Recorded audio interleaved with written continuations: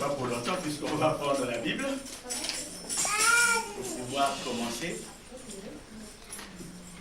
Nous allons prendre la Bible.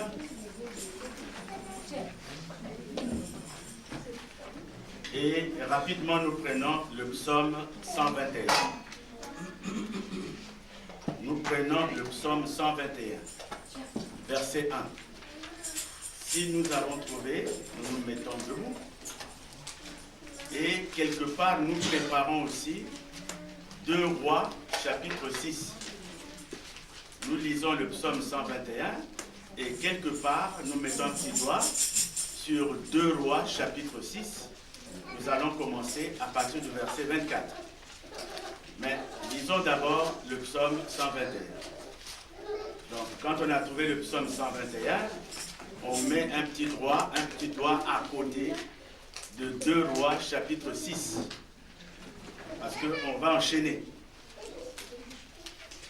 Si nous avons trouvé, nous recevons la parole de Dieu, bien sûr, en prenant la position convenable, c'est-à-dire être debout devant Jésus-Christ. Je lis la parole de Dieu au nom de Jésus. Psaume 121. Donc je lis les Saintes Écritures. Psaume 121, je lis le verset 1. Je lève mes yeux vers les montagnes. D'où me viendra le secours? Je relis.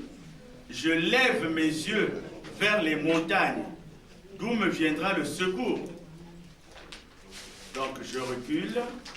2 Rois, chapitre 6, à partir du verset 24. C'est une grande lecture que je vais faire. Une longue lecture, 2 Rois, chapitre 6. Nous irons jusqu'au chapitre 7, verset 20. Nous lisons la parole de Dieu. 2 Rois, chapitre 6, verset 24. Après cela, Ben-Hadad, roi de Syrie, ayant rassemblé toute son armée, monta et assiégea Samarie. Il y eut une grande famine dans Samarie, et ils la serrèrent tellement qu'une tête d'âne valait 80 cycles d'argent, et le quart d'un cap de fiente de pigeon, 5 cycles d'argent. Et comme le rôle passait sur la muraille, comme le roi, passait sur la muraille, une femme lui cria, « Sauve-moi, ô roi, mon seigneur !» Il répondit, « Si l'Éternel ne te sauve pas, avec quoi te sauverai-je? Avec le produit de l'air ou du pressoir ?» Et le roi lui dit, « Qu'as-tu » Elle répondit, « Cette femme-là m'a dit, donne ton fils, nous le mangerons aujourd'hui, et demain nous mangerons mon fils. Nous avons fait cuire mon fils, et nous l'avons mangé. Et le jour suivant, je lui ai dit, donne ton fils, et nous le mangerons. Mais elle a caché son fils. Lorsque le roi entendit les paroles de cette femme, il déchira ses vêtements en passant sur la muraille. Et le peuple vit qu'il avait en dedans un sac sur son corps. Le roi dit, que Dieu me punisse dans toute sa rigueur. Si la tête d'Élisée, fils de Shaphan, reste encore aujourd'hui sur lui. Or Élisée était assis dans sa maison, et les anciens étaient assis auprès de lui. Le roi envoya quelqu'un devant lui. Mais avant que le messager soit arrivé, Élisée dit aux anciens, « Voyez-vous que ce fils d'assassin envoie quelqu'un pour monter la tête. Écoutez, quand le messager viendra, fermez la porte et repoussez-le avec la porte. » Le bruit des pas de son maître ne se fait-il pas entendre derrière lui? Il leur parlait encore et déjà le messager était descendu vers lui et disait, « Voici ce mal vient de l'Éternel, qu'ai-je à espérer encore de l'Éternel » Élisée dit, chapitre 7, donc verset 1, Élisée dit, « Écoutez la parole de l'Éternel. Ainsi parle l'Éternel. Demain à cette heure, on aura une mesure de fleur de farine pour un cycle et 2 mesures d'orge pour un cycle à la porte de Samarie. L'officier sur la main duquel s'appuyait, le roi répondit à l'homme de Dieu. Quand l'Éternel fera des fenêtres au ciel, pareille chose arrivera-t-elle? Et Élisée dit, tu le verras de tes yeux, mais tu n'en mangeras point. Il y avait à l'entrée de la porte 4 lépreux qui se dirent l'un à l'autre. Quoi? Resterons-nous ici jusqu'à ce que nous mourions? Si nous songeons à entrer dans la ville, la famine est dans la ville, et nous y mourrons. Et si nous restons ici, nous mourrons également. Allons nous jeter dans le camp des Syriens. S'ils nous laissent vivre, nous vivrons, et s'ils nous font mourir, nous mourrons. Ils partirent donc au crépuscule pour se rendre au camp des Syriens. Et lorsqu'ils furent arrivés à l'entrée du camp des Syriens, voici, il n'y avait personne. Le Seigneur avait fait entendre dans le camp des Syriens un bruit de chars et un bruit de chevaux, le bruit d'une grande armée, et ils s'étaient dit l'un à l'autre, voici le roi d'Israël a pris à sa solde contre nous les rois des Hessiens et les rois des Égyptiens pour venir nous attaquer. Verset 7. Et ils se levèrent et prirent la fuite au crépuscule, abandonnant leurs tentes, leurs chevaux et leurs ânes. Le camp tel qu'il était, et ils s'enfuirent pour sauver leur vie. Les lépreux étant arrivés à l'entrée du camp, pénétrèrent dans une tente, mangèrent et burent, et en emportèrent de l'argent, de l'or et des vêtements qu'ils allèrent cacher. Ils revinrent, pénétrèrent dans une autre tente et en emportèrent des objets qu'ils allèrent cacher. Puis ils se dirent l'un à l'autre, nous n'agissons pas bien. Cette journée est une journée de bonnes nouvelles. Si nous gardons le silence et si nous attendons jusqu'à la lumière du matin, le châtiment nous atteindra. Venez maintenant et allons informer la maison du roi. Ils partirent. Et ils appelèrent les gardes de la porte de la ville, auxquels ils firent ce rapport. Nous sommes entrés dans le camp des Syriens, et voici, il n'y a personne. On n'y entend aucune voix d'homme. Et il n'y a que des chevaux attachés et des ânes attachés, et les tentes comme elles étaient. Les gardes de la porte crièrent, et ils transmirent ce rapport à l'intérieur de la maison du roi. Verset 12. Le roi se leva de nuit et dit à ses serviteurs, je veux vous communiquer ce que nous font les Syriens. Comme ils savent que nous sommes affamés, ils ont quitté le camp pour se cacher dans le champ, et ils se sont dit, quand ils sortiront de la ville, nous les saisirons vivants et nous en entrerons dans la ville. Et nous entrerons dans la ville. Verset 13. L'un des serviteurs du roi répondit, que l'on prenne 5 des chevaux qui restent encore dans la ville. Ils sont comme toute la multitude d'Israël qui y est restée. Et ils sont comme toute la multitude d'Israël qui dépérit.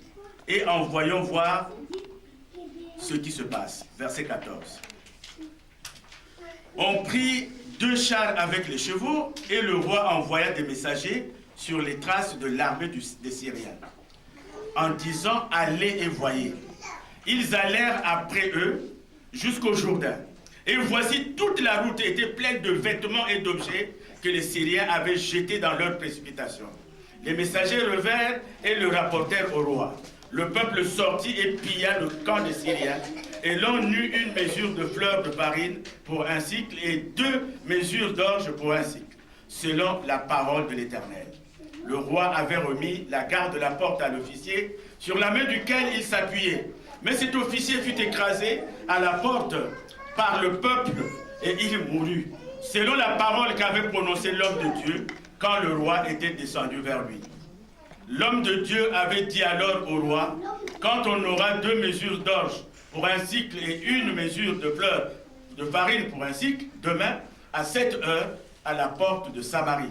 Et l'officier avait répondu à l'homme de Dieu, quand l'Éternel ferait de fenêtres au ciel, pareille chose arriverait-elle? Et Élisée avait dit, tu le verras de tes yeux, mais tu n'en mangeras point. C'est en effet ce qui lui arriva. Il fut écrasé à la porte par le peuple, et il mourut. Seigneur, que ta parole soit parole de toutes choses, et nous nous remettons au Saint-Esprit pour nous la révéler.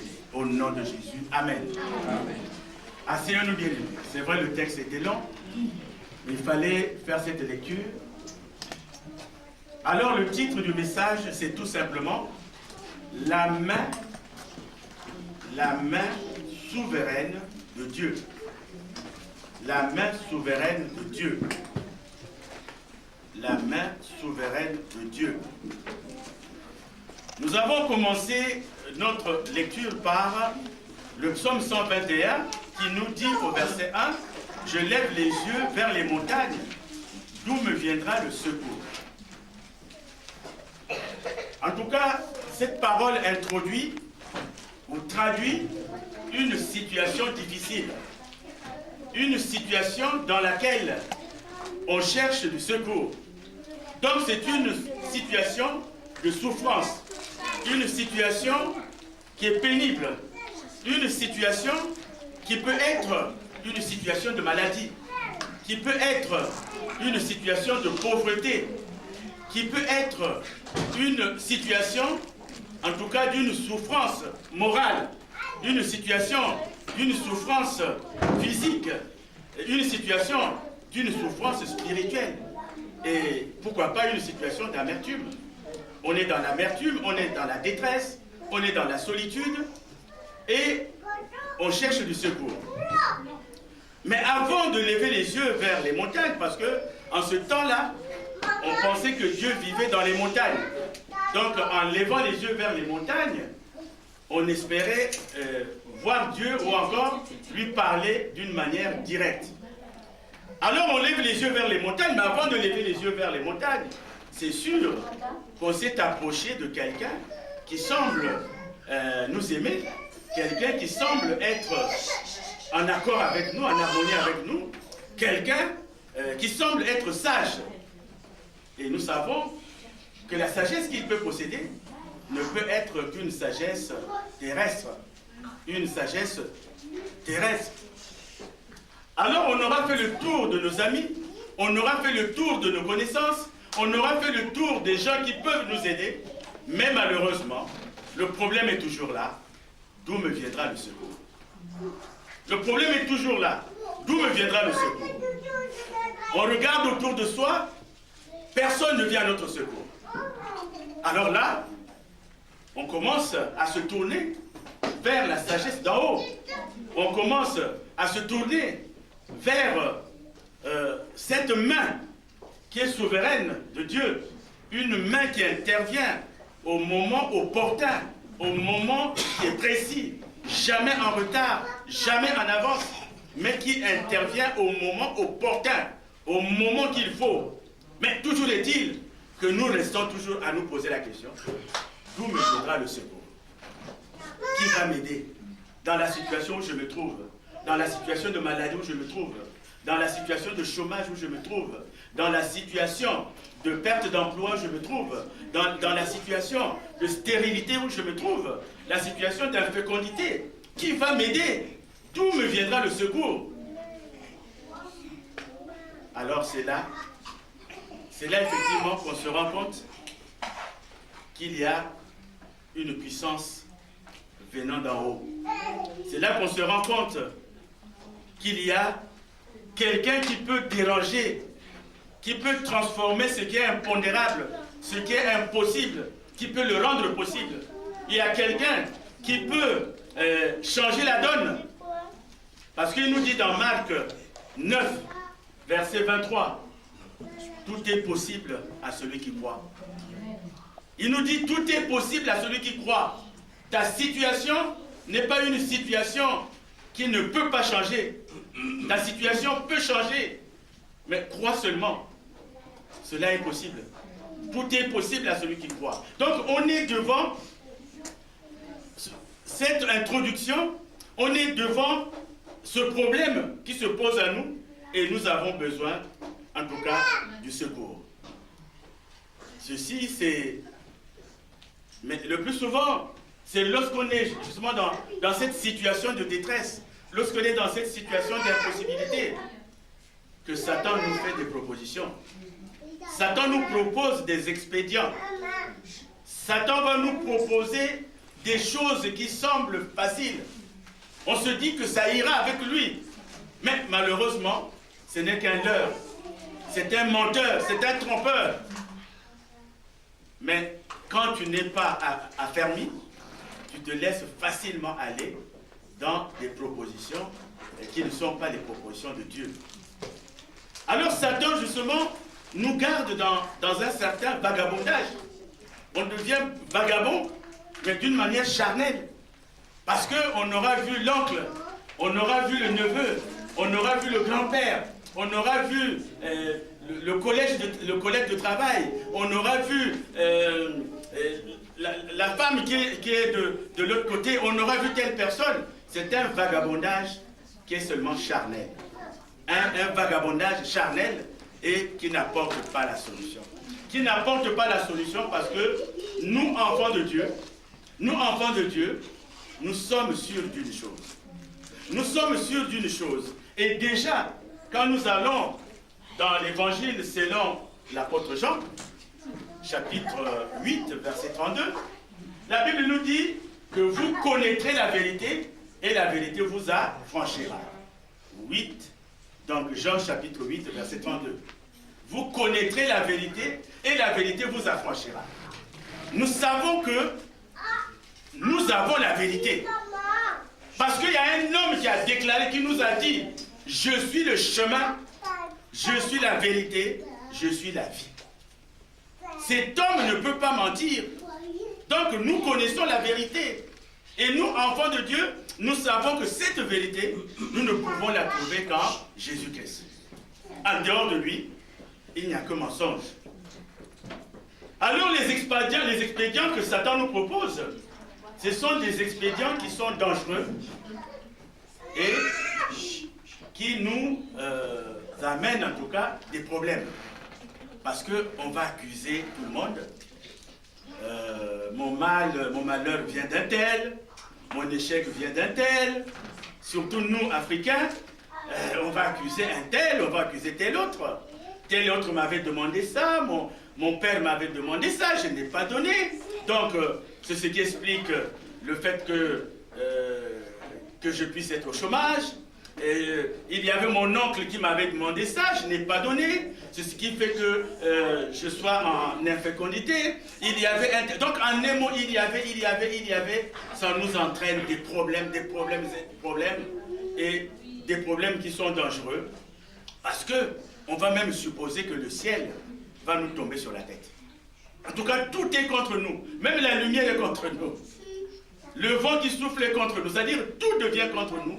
Parce qu'on aura péché, parce qu'on aura fait quelque chose qu'un parent nous aurait demandé que nous n'avons pas exécuté. Là, c'est du charnel. Alors que Dieu nous dit, vous connaîtrez la vérité, et la vérité vous affranchira. Donc, tenons-nous à la vérité. Que dit la vérité? Dans de telles situations, qu'est-ce qu'on fait? C'est là qu'on lève les yeux vers le Tout-Puissant. On lève les yeux vers lui. On le regarde. On lui demande, bien sûr en priant. Et la parole nous dit, tout ce que vous demanderez en priant, croyez que vous l'avez reçu et vous le verrez s'accomplir. C'est un problème de foi. La foi qui est une ferme assurance, qui est une démonstration. Donc, quand tu as la foi, en tout cas, rien n'est impossible. Rien n'est impossible. Et pour ce faire, nous allons étudier justement, nous allons essayer d'analyser un cas qui est précis, un cas qui est concret. C'est celui que nous avons lu dans 2 Rois. 2 Rois chapitre 6. Là, nous allons analyser ce cas qui est précis. C'est un cas qui est précis, nous allons l'examiner. Il y a la guerre. Il y a la guerre. Il y a la Syrie, en tout cas qui a envahi la Samarie. Vous savez que la guerre entraîne beaucoup de choses. La guerre ne peut faire que des dégâts. La guerre ne peut faire plaisir qu'à ceux qui fabriquent des armes. Mais nous subissons les conséquences de la guerre. Ici, il y a beaucoup de problèmes qui se passent. Et nous allons essayer d'analyser 4 problèmes. nous allons essayer de voir 4 problèmes avec cette guerre en Samarie. Donc la Syrie, les armées syriennes ont envahi la Samarie. La Samarie est sous le contrôle des armées syriennes. Alors il y a 4 conséquences de cette guerre que nous allons rapidement voir. Au verset 25 d'abord, la Bible nous dit il y eut une grande famine dans Samarie. Il y eut une grande famine. Alors cette famine fera que les habitants de la Samarie puissent non seulement manger de la chair de âne. L'âne est un animal impur. C'est un animal impur en ce temps-là. Mais ils vont manger la chair de cet animal qui est impur. Ils vont aussi manger des sortes de mauvaises herbes qu'on appelle les fientes de pigeons. Ils vont les manger parce qu'ils n'ont plus rien. Et au verset 26-30, nous allons lire. C'est vraiment un drame. À partir du verset 26, la Bible dit « Et comme le roi passait sur la muraille, une femme lui cria, « Sauve-moi, ô mon Seigneur, ô roi mon Seigneur. » Il répondit, « Si l'Éternel ne te sauve pas, avec quoi te sauverai-je? Avec le produit de l'air ou du pressoir ?» Et le roi lui dit, « Qu'as-tu » Écoutez la réponse de cette femme. La femme va lui dire, cette femme, elle montre la femme qui est à côté d'elle, m'a dit, donne ton fils, nous le mangerons aujourd'hui, et demain nous mangerons mon fils. Ils deviennent cannibales. La guerre les conduit à être cannibales. Cannibales, c'est-à-dire manger de la viande, manger de la chair humaine. Et pire encore, ce n'est pas n'importe quelle chair, mais il s'agit de son fils. Cette femme a pris son fils. Église, amen. Cette femme a pris son fils. Il y a une qui va abuser d'elle en lui disant, écoute, comme aujourd'hui nous avons faim, nous allons manger ton fils. Et demain nous mangerons le tien. Demain nous mangerons le mien, pardon. Alors elle a fait confiance. La Bible dit, malheur à celui qui fait confiance en l'homme. Elle a fait confiance en l'homme, elle a fait confiance en cette femme. Alors imaginez une mère qui va faire cuire son fils. Je ne sais pas si vous avez la représentation de l'image. Ton fils, tu le prends. Je ne sais pas s'ils l'ont fait rôtir. Je ne sais pas ce qu'ils ont fait. Ils l'ont préparé avec quoi? Mais ils ont mangé le fils. Elles ont mangé le fils. Et le lendemain, c'est au tour de l'autre femme de donner son fils pour le manger. C'est a dit non. Le mien, je le cache. Elle ne le mange pas. Regardez comment la détresse nous conduit. La famine qui va conduire jusqu'à manger son fils.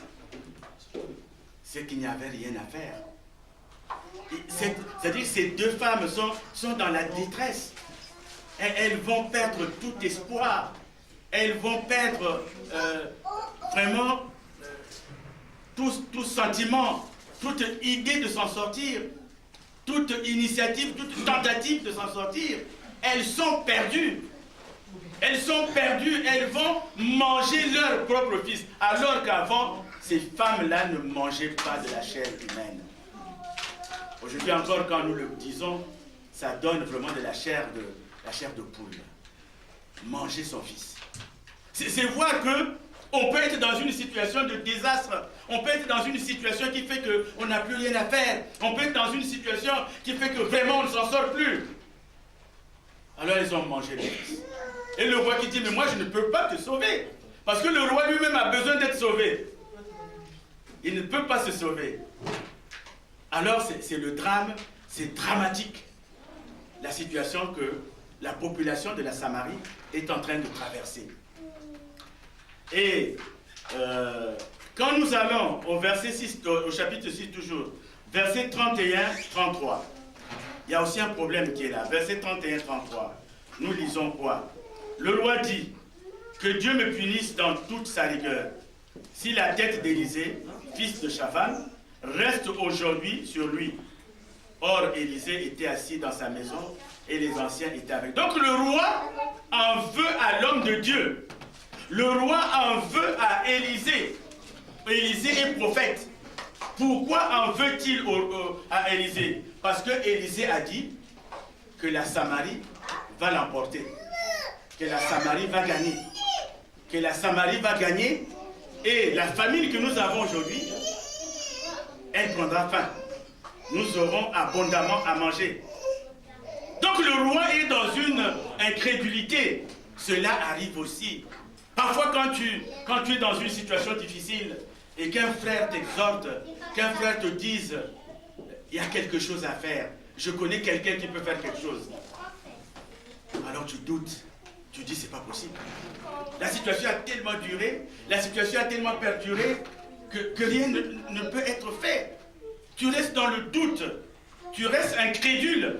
Ici, le roi de Samarie est incrédule. Il ne croit pas à la parole prononcée par le prophète. Il ne croit pas à la parole de l'homme de Dieu. Alors que, quand nous allons dans Ésaïe 55, verset 11, si l'évangéliste peut trouver, Ésaïe 55, verset 11, la Bible nous parle de sa parole. Dieu parle de sa parole. Il veille à sa parole. Ésaïe 55, verset 11. Nous lisons la parole au nom de Jésus. Amen. Ainsi en est-il de ma parole qui sort de ma bouche et ne retourne point à moi sans effet, sans avoir exécuté ma volonté et accompli mes desseins. Amen. Amen. Cherchez Jérémie 1, chapitre 2, verset 12. Ainsi en est-il de ma parole qui sort de ma bouche. Cette parole ne retourne jamais à Dieu sans avoir exécuté ce pourquoi Dieu l'a sorti. Donc Dieu veille aussi sur la parole qui sort de ses serviteurs. Lorsqu'un serviteur, lorsqu'un homme de Dieu nous parle de la part du Seigneur, il dit il y a ça, le Seigneur m'a dit, il est dit. Nous ne pouvons pas douter de cette parole parce que Dieu veille sur sa parole. Jérémie chapitre 1, verset 12. Jérémie chapitre 1, verset 12. Et l'Éternel me dit, tu as bien vu, car je veille sur ma parole pour l'exécuter. Amen. Je veille sur ma parole pour l'exécuter. Ici, si l'homme de Dieu a bien dit qu'il y aura l'abondance, que la famine prendra fin, cette parole doit s'accomplir. Il n'y a pas de raison qu'elle ne s'accomplisse pas. Mais rien ne s'y fait. Alors le roi reste dans l'incrédulité. Et il n'est pas seul à être incrédule. Il y a aussi le général. Il y a aussi son général, son officier. L'officier va dire, mais est-ce qu'il arrive à Dieu d'ouvrir les fenêtres? Il arrive à Dieu d'ouvrir les fenêtres au ciel. S'il ouvre les fenêtres au ciel, donc c'est fort possible que nous, qu'on puisse sortir. Combien aujourd'hui sommes-nous à parler à recevoir la parole de Dieu dans les rires, comme cet officier-là, dans les moqueries? Si Dieu ouvre des fenêtres, oui, ça va se faire, on aura de l'abondance. Aujourd'hui, le salut est proclamé. Le salut a été proclamé, mais combien sommes-nous à rire du salut? Combien sommes-nous? Quand nous allons dans Actes des Apôtres, chapitre 4, verset 12, il nous dit quoi? Il n'y a de salut en aucun autre. Pardon? Il y a de salut en aucun autre nom. Oh, il n'y a de salut en aucun autre. Aucun autre nom qui ait été donné parmi les hommes et par lequel nous puissions être sauvés. Mais les gens disent non, c'est pas vrai. Combien sommes-nous aujourd'hui à dire encore du salut? Combien sommes-nous? Parler de l'évangile à quelqu'un, il va vous prendre pour un fou. Donc ce général dit, mais voilà, il fait une plaisanterie qui n'est pas bonne. Il dit, voilà, Dieu va ouvrir des fenêtres là-bas, et quand il va ouvrir des fenêtres, donc c'est fort possible aussi que nous puissions sortir de la misère dans laquelle on se trouve. Non. La main souveraine de Dieu agit toujours. Elle est souveraine, cette main. Et vous allez voir que, nous l'avons lu, que ce général, cet officier, sera tué, parce que Élisée lui dira, mais cela arrivera, mais toi, tu ne vas pas manger. Parce que tu vas mourir. Effectivement, il est mort. Donc la parole de Dieu a été exécutée. Alors donc il y a cette incrédulité du roi, à laquelle il faut ajouter aussi l'incrédulité de l'officier, et surtout, en tout cas, la détresse du peuple. Le peuple est à bout. Alors que Dieu nous dit qu'il ne nous tenterait pas au-delà de nos forces. Dieu ne peut pas nous tenter, Dieu ne peut pas nous mettre à l'épreuve au-delà de nos forces. Il connaît nos forces, il sait à quel moment on ne peut plus avancer. Et ici, le peuple samaritain l'ignorait. Alors comment Dieu va-t-il faire? Comment Dieu va-t-il faire? Comment il va faire pour sauver ce peuple? J'ai dit souvent qu'il n'y a pas un stratège qui est au-dessus de Jésus-Christ. Il n'y en a pas. Comment il va faire? Il va prendre des êtres faibles. Il va prendre des lépreux, 4. Il va prendre 4 lépreux. Et nous savons qu'un lépreux, en ce temps-là, c'est quelqu'un qui est sur le banc de la société. C'est quelqu'un qui n'est pas avec les autres. Souvenez-vous de Myriam, la sœur de Moïse. Quand elle était atteinte de lèpre, elle était obligée d'être isolée. Et d'ailleurs, ils ont attendu sa guérison pour pouvoir continuer. Donc, quelqu'un qui est lépreux n'est pas dans les masses. Il n'est pas dans le groupe des gens valides. Donc, Dieu prend ici des gens qui sont inconsidérés. Un lépreux, c'est quelqu'un qui est inconsidéré. C'est quelqu'un qui est rejeté. C'est quelqu'un qui n'a aucune force militaire. C'est quelqu'un qui est méprisé. Le lépreux. Il est méprisé. Il est désarmé. Il est haï. Il est rejeté. Alors Dieu va le prendre. Dieu va prendre ces lépreux pour délivrer le peuple samaritain. Dieu va prendre les lépreux pour délivrer le peuple samaritain. Mais cela, le Seigneur nous le dit. Allons dans 1 Corinthiens 1, versets 27 à 29. 1 Corinthiens 1, versets 27 à 29. Si quelqu'un a trouvé, 1 Corinthiens 1, versets 27 à 29. Nous lisons la parole au nom de Jésus. Amen. Car la folie de Dieu est plus sage que les hommes, et la faiblesse de Dieu est plus forte que les hommes. Considérez, frères, que parmi vous qui avez... Attends, je dis quoi? 1 Corinthiens 1, 25, 27. 1 Corinthiens 1,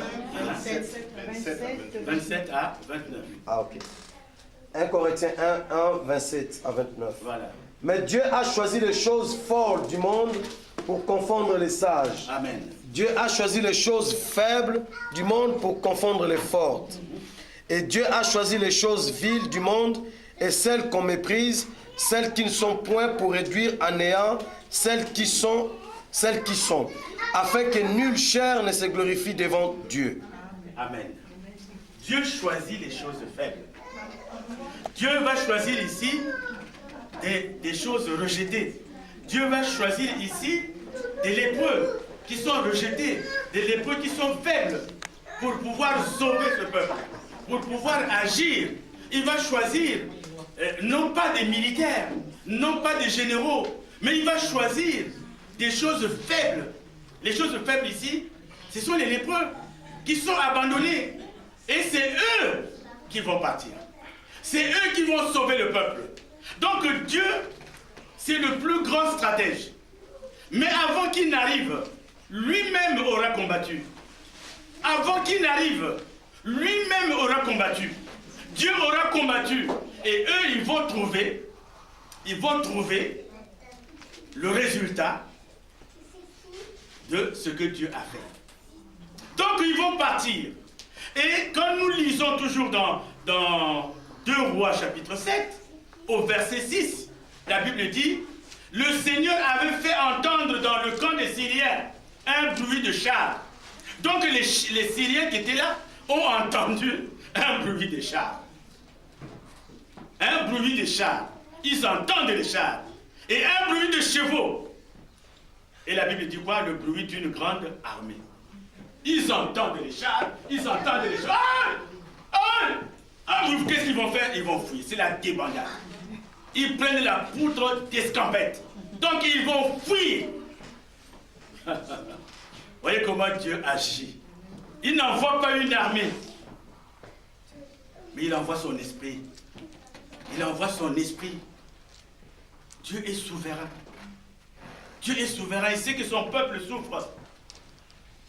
Alors s'il l'a fait pour le peuple samaritain, pourquoi ne le ferait-il pas pour toi?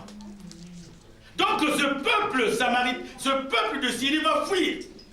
Parce que ce peuple entend l'arrivée d'une grande armée. Ce peuple entend des chars. Ce peuple entend des chevaux. Ils vont fuir. Ils vont fuir. Et dans leur fuite, ils vont tout abandonner. Plus loin, vous allez voir qu'il y a même des habits qu'ils vont laisser tout au long de la route. Ils vont laisser des habits. Ils vont laisser des... Tellement qu'ils ont peur. Une armée, alors que les armées de Syrie étaient reconnues des armées puissantes. En tout cas, Dieu détruit ce que l'homme dit être puissant. Dieu détruit. Et si aujourd'hui Dieu dit qu'il est El Shaddai, c'est-à-dire tout puissant, il n'y a pas quelqu'un d'autre qui peut être plus puissant que lui. Donc ici, regardez, ces militaires chevronnés, ces militaires entraînés, ces militaires qui se disaient puissants, vont entendre un bruit. D'où vient le bruit? C'est l'Éternel.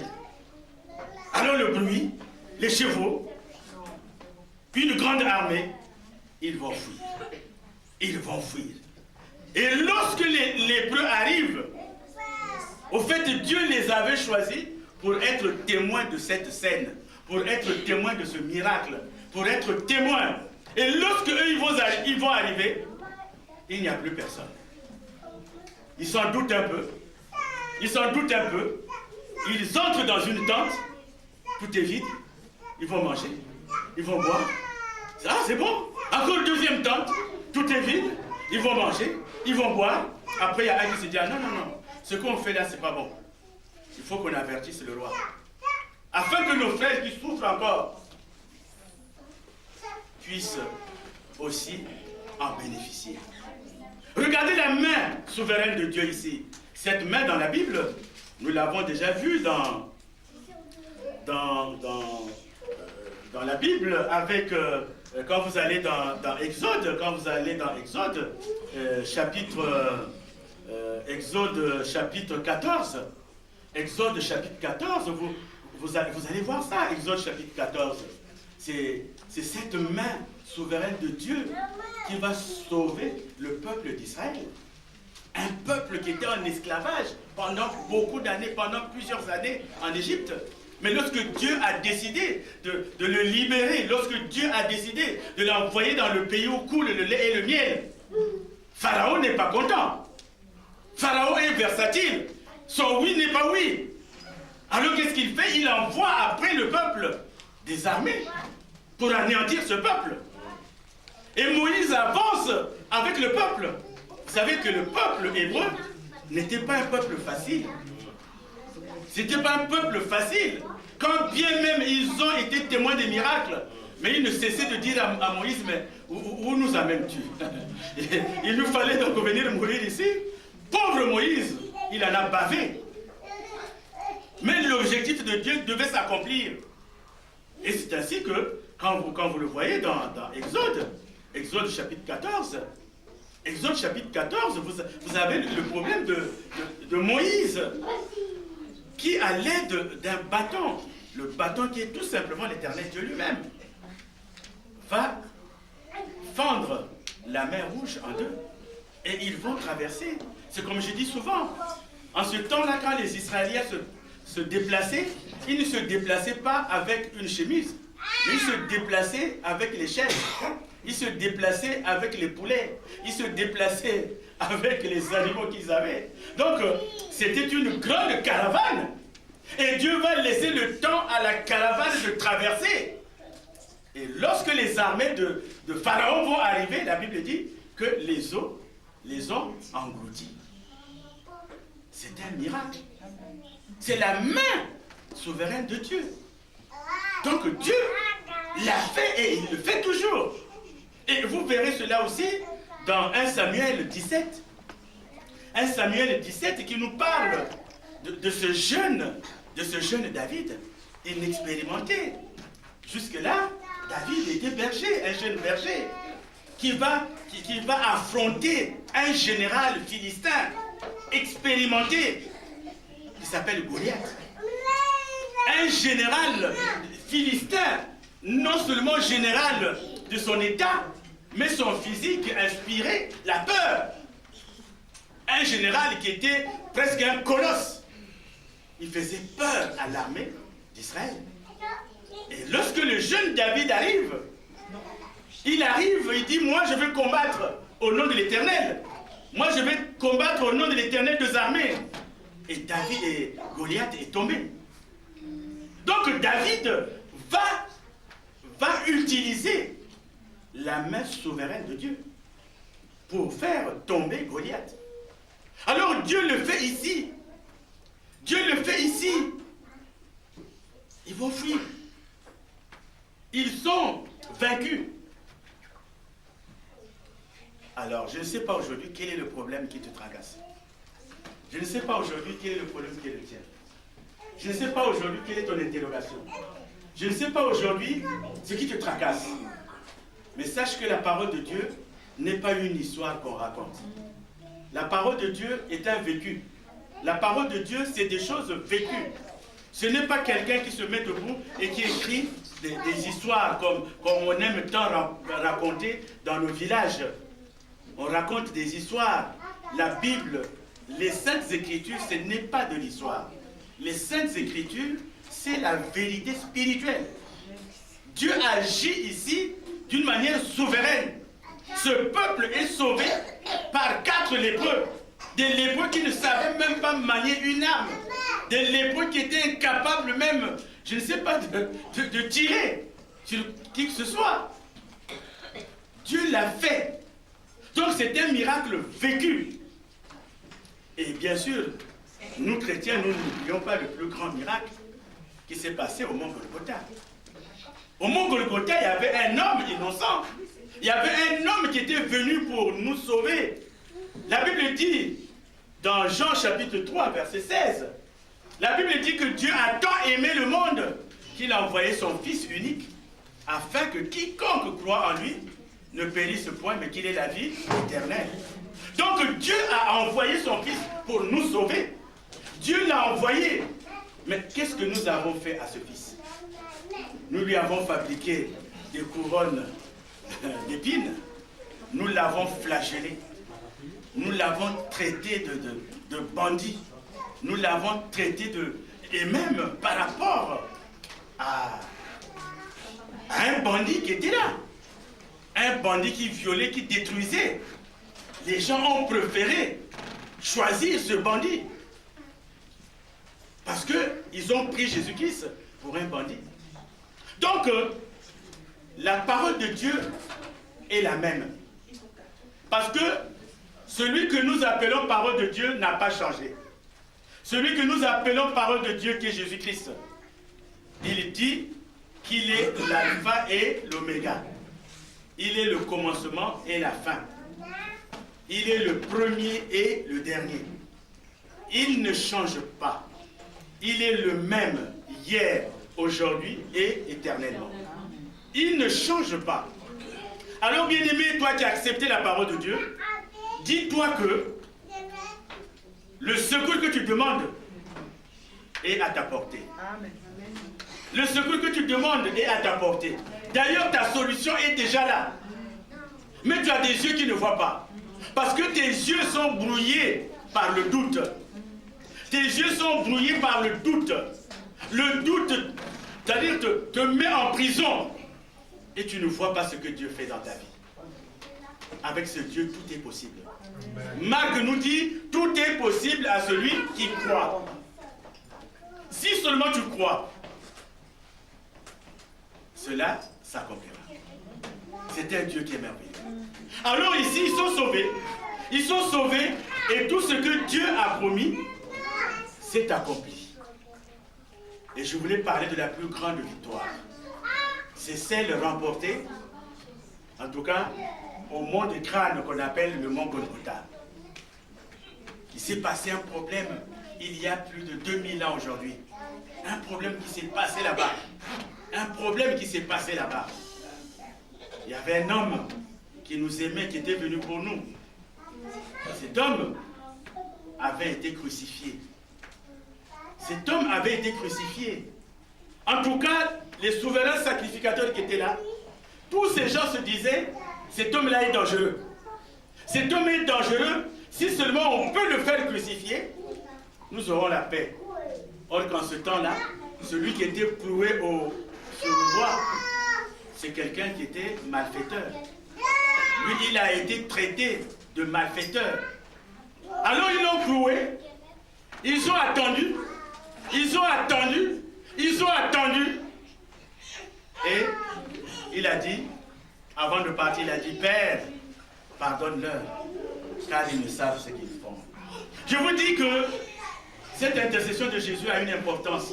Si seulement Jésus n'avait pas intercédé, toi et moi, mon frère, toi et moi, ma soeur, aujourd'hui, nous serions dans la malédiction. Mais il fallait qu'il accomplisse sa mission. Père, pardonne-leur, car ils ne savent ce qu'ils font.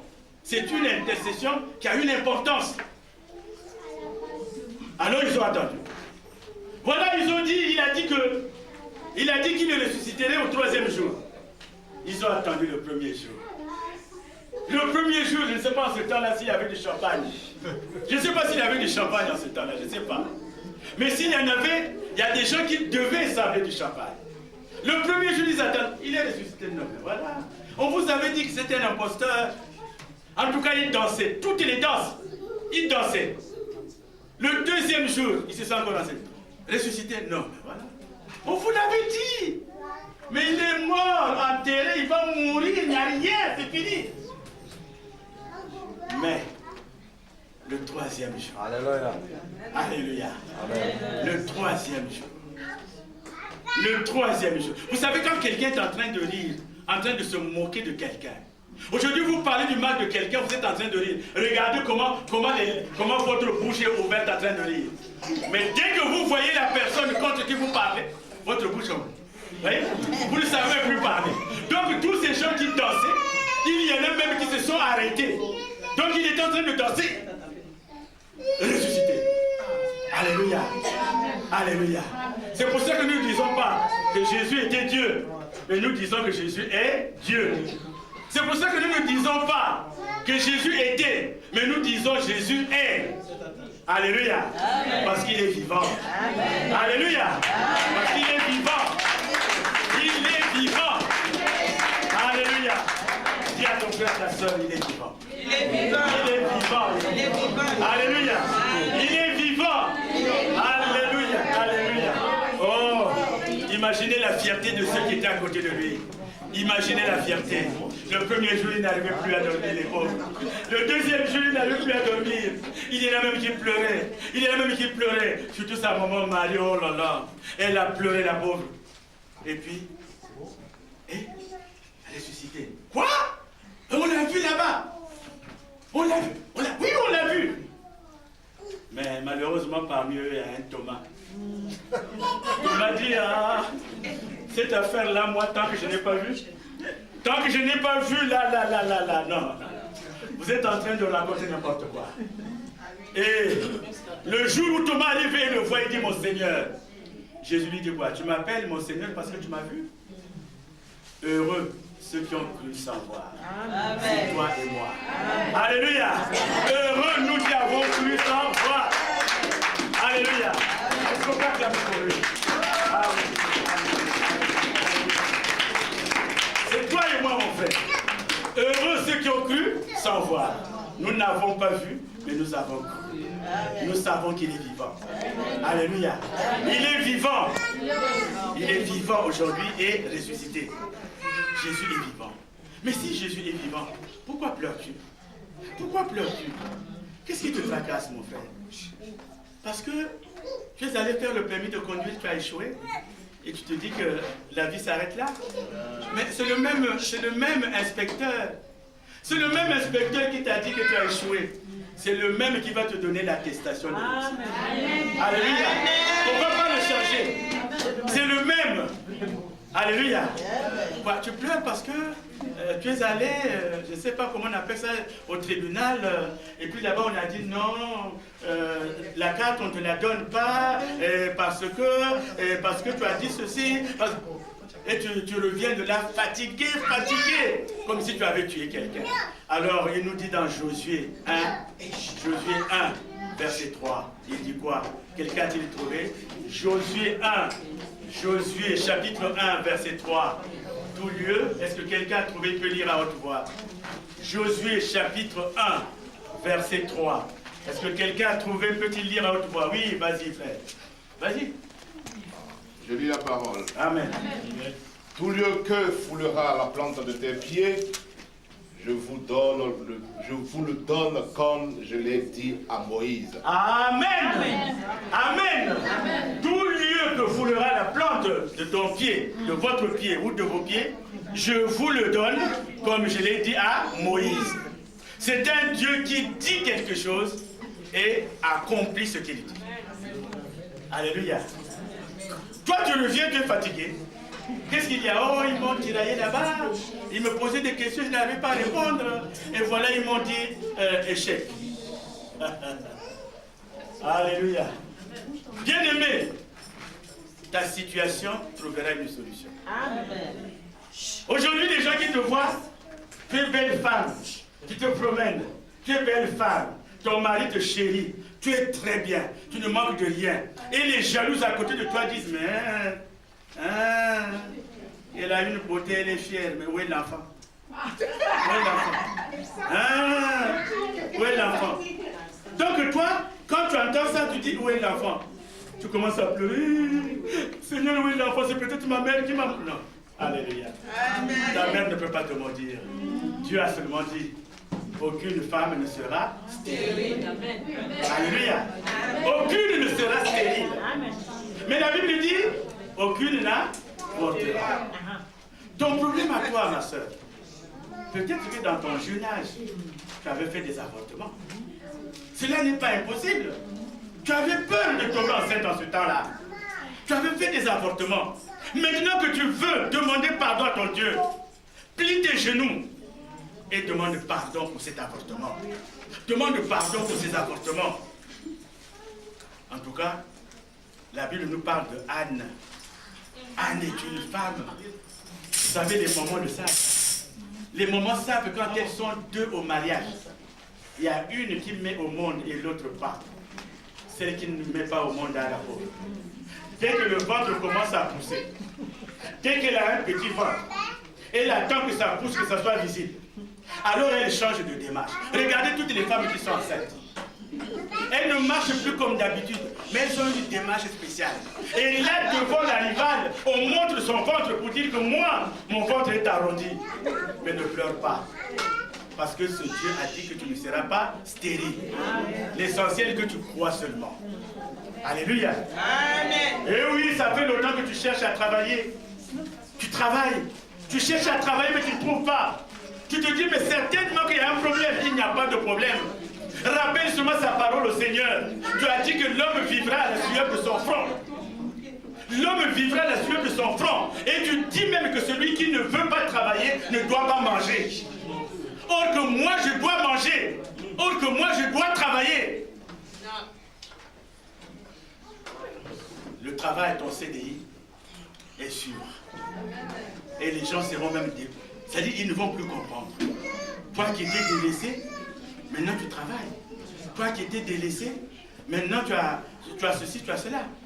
Ta maladie, il y a peut-être déjà quelques mois qu'elle te tracasse. Tu as une maladie. Et les médecins t'ont peut-être dit que ta maladie est incurable.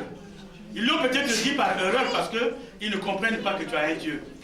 Et ils ne comprennent pas. Ils racontent n'importe quoi. Ils pensent, c'est-à-dire ils